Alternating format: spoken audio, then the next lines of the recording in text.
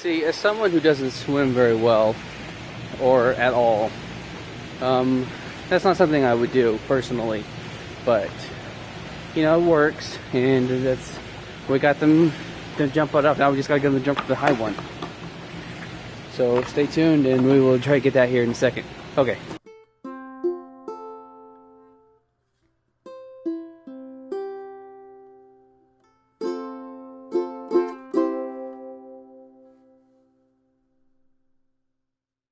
After finding the location and showing up, we got fitted for our gear. We have a buoyancy vest, which also held the tank. And we also got our regulators, shoes, a mask and snorkel, and fins, and then I also got a wetsuit to use. For no other reason than I'd never worn a wetsuit before. After getting all of our gear, we went ahead and started walking towards the facility where we got to see the pool for the first time.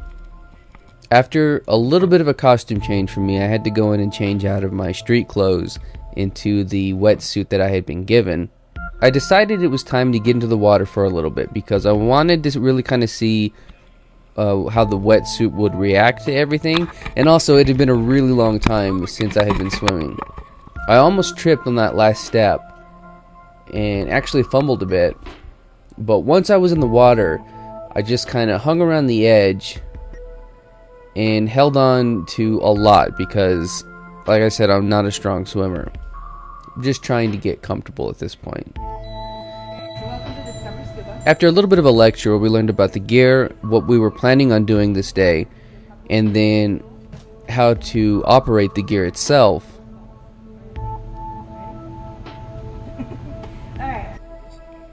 we were given the opportunity to set up the gear with help from our instructors,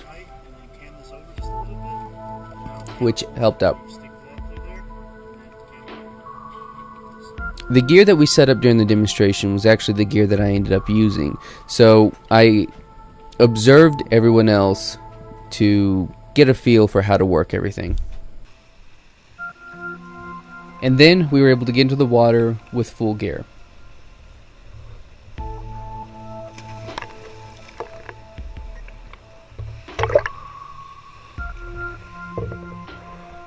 Once in the water, we used a valve on our buoyancy vest in order to deflate the vest itself and submerge into the water.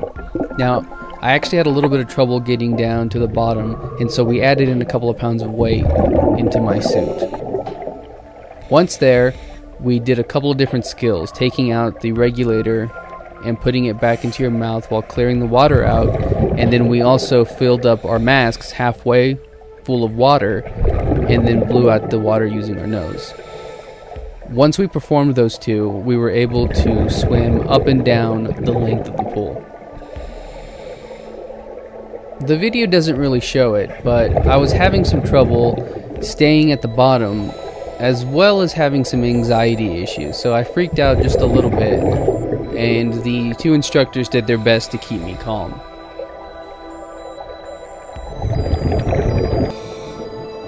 Once we performed everything to where our instructors were satisfied, we were able to go into a deeper pool and explore a little bit.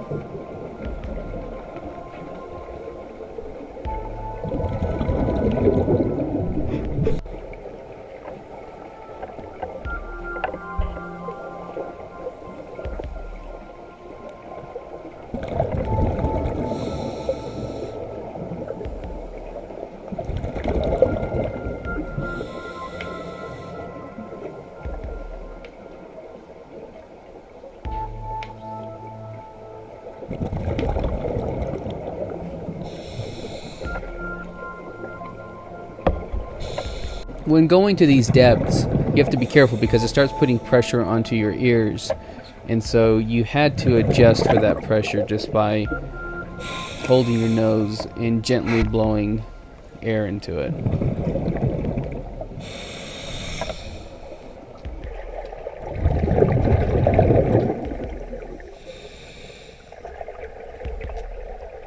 And then it was time to go back up.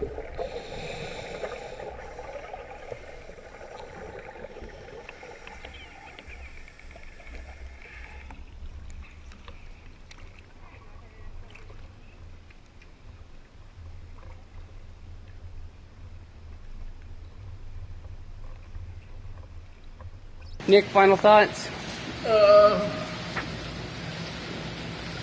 alive. Okay. I meant about the whole experience too. Oh, diving kicks ass. Okay. That was fun. Final thoughts on how everyone? Everybody did great. First time in, it's really good. That's good. Okay, so we just got done diving. When I first went in, definitely felt a lot of anxiety, just kind of freaking out, and couldn't get down to the bottom, so that just kind of brought a lot of it out, and just was freaking out the entire time. We added a bunch of weight to me so that I could get down to the bottom, and but I mean overall it was, once I kind of got to that point where I was able to get into the water, it was a calming experience. So if you have a chance, I definitely recommend doing it. But that's it for us today, so be sure to like, comment, subscribe, leave a comment, send us a tweet, and we'll see you guys next time. Bye. And now, just because I know you guys were waiting for it, here are the jumps.